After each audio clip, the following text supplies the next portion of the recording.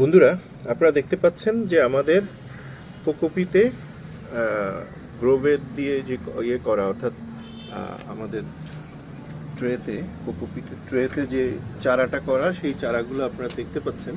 আমরা কিছু পরিবর্তন আপনাদের একটু দেখাবো। এইখানে আমাদের যেমন ধরেন এই চারাটা, এগুলো হলো ধনেপাতার চারা। এখন ধনেপাতার চারাটা প্রায় 10 দিন লাগলো এই অবস্থায় আসতে, হ্যাঁ। এবং প্রথম 6 দিন আমরা 24 ঘন্টা এটাকে ভিজিয়ে রেখেছিলাম, তারপরেও দেখা গেছে যেটা আসতেছিল না। ধনেপাতার চারাটা আমরা এর আগে করি নাই, সে কারণে আমাদের অভিজ্ঞতা একটু কম ছিল। এইখানে এগুলোতে আমরা দেখিয়েছি আপনাদেরকে। এটা হচ্ছে কলমি শাক। তারপরে কারণ এগুলো হচ্ছে মোটামুটি গরমের, আর এই ধনেপাতাটা এই অংশটা এইভাবে ছায়ায় ছিল, অর্থাৎ এই যে দেখেন এইভাবে ছায়ার মধ্যে ছিল। যেগুলো রোদে আসছে এগুলোর কত সুন্দর, আর যেটা ছায়ায় হলো দেখেন গাছগুলো কিন্তু লম্বা হয়ে গেছে।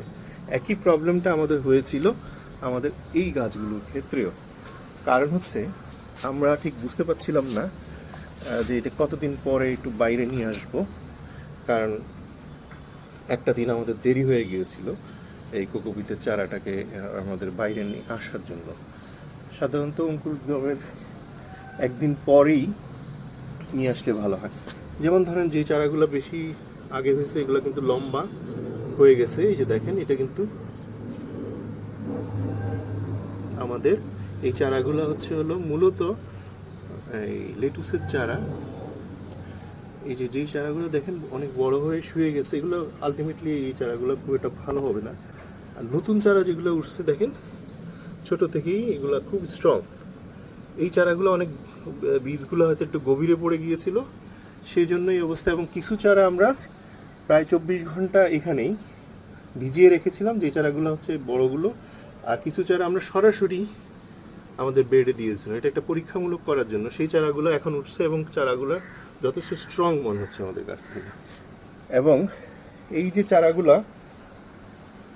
এই চারাগুলো কিন্তু আমরা এখান থেকে ট্রান্সপ্লান্ট করব, অর্থাৎ এই যে আমরা বিশেষ করে এই যে চারাগুলো আপনারা দেখছেন, আরও 2টা পাতা যখন 4 পাতা যখন হবে তখন আমরা অন্য আরও ইয়েতে ট্রান্সপ্লান্ট করে নিব। এই কারণে তখন এগুলো স্ট্রং হবে। এবং এই চারাগুলোকে আমাদের ইচ্ছা আছে যে আমরা ফোমে অথবা রকুলে ট্রান্সফার করার জন্য। রকুলটা একটু এক্সপেন্সিভ, সে কারণে হয়তো আমরা যাব না, কিন্তু আমরা ফোমটা আমরা করে দিব হাইড্রোফোনিকের জন্য। একোফোনিকে যেটা অর্গানিকলি আমরা চাষ করি সেখানে কিন্তু কোকোপিটি থাকবে, এটা আপনারা অলরেডি আমাদের ভিডিওগুলোতে দেখেছেন। এটা হলো আপনার হাইব্রিড ভেন্ডি, যেটাকে আমরা বলি কলমি শাক। আর হলো এই আমরা আস্তে আস্তে শীতের সবজিগুলা গরমে করব, কারণ আমাদের কিছু weather control green house already হচ্ছে বিভিন্ন জায়গায়। তাদেরকে আমাদের চারার যে চাহিদাটা সাপোর্ট দিতে হবে। এবং দেখা গেল যে এই মাসের শেষে প্রতি মাসে হয়তো আমাদের 10,000-এর মতো চারা প্রয়োজন হবে। এই চারাগুলো আমরা চেষ্টা করব যে ভালো কোনো প্রতিষ্ঠান থেকে নেওয়ার জন্য। কিন্তু যেভাবে চারার চাহিদাটা বাড়ছে তাতে দেখা গেল যে আমাদের নিজস্ব চারা না করলে আমরা অনেক পিছিয়ে যাব। তো সে কারণে আমরা এই ট্রায়াল বেসিসে আজকে এগুলো আপনাদেরকে করলাম। এই চারা কিভাবে করতে হয়, এবং এটা তো কোকোপিটে, তাছাড়া আপনি ফোমে কিভাবে চারা করবেন, কিভাবে কটন বলে চারা করবেন, কিভাবে রকুলে চারা করবেন।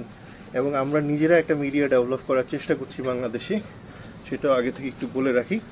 এই সব বিষয়গুলা আপনারা পর্যায়ক্রমে আমাদের ইউটিউব চ্যানেলে পেয়ে যাবেন। আপনারা ততদিন পর্যন্ত আমাদের এই ইয়াটা দেখতে থাকবেন। এখন আপনারা দেখতে পাচ্ছেন যে কিভাবে আমরা এটা পানির ছিটাটা দিচ্ছি, দেখতে পাচ্ছেন। এইভাবে ছিটা না দিলে যেটা হবে, গাছ শুয়ে পড়বে, গাছের নুয়ে পড়লে সেই গাছটা কিন্তু অনেক ক্ষতিগ্রস্ত হবে। আমরা এখন একটু দেখাই। প্রথমে আমরা এটাকে এই খুবই বাজারে পাওয়া যে পলিটা আছে, এই পলিটা দিয়ে আমরা এই যে দেখেন এটা দিয়ে আমরা ঢেকে দিব। এই যে এটা দিয়ে আমরা ঢেকে দেওয়ার কারণ হচ্ছে যেন বৃষ্টির পানি সরাসরি চারাতে না আসে। বৃষ্টির পানি আসলে যেটা হবে সেটা হচ্ছে যে আপনার চারার গোড়ায় পচন ধরে যাবে এবং এই চারাটা পরবর্তীতে ব্যাপকভাবে মড়কের সম্মুখীন হতে পারে। আমরা একটা গ্রিন কালারের, আমরা আরেকটু দেখাই, আমাদের এখানে এই যে অলরেডি একটু লাইট কাটিং সিস্টেম আছে, এটা আসলে একটা মাচা, এই মাচাটা থাকার কারণে এখানে আলোটা একটু কম পড়ে, এই জন্য এই কর্নারটা আমরা চুজ করেছি। আমরা এখানে পানি দিয়ে দিয়েছি, পানি দেওয়ার সিস্টেমটা পরে আপনাদেরকে দেখাবো আরেকবার। এখন দেখা যাচ্ছে এই যে মশারিটা, সবুজ কালারের এই মশারিটা আমরা নিয়েছি। এই মশারিটা অ্যাভেলেবেল, মশারিগুলোর নিচে যেন আপনার এই কাপড়টা না থেকে সরাসরি মশারি থাকলে ভালো, কারণ এগুলো আলটিমেটলি পানি ধরে রাখে এবং পচে যাবে এক সময়। যাই হোক, এই মশারিটা দেওয়ার পরে আমরা একটু আপনাদেরকে হয়তো দেখতে সমস্যা হবে,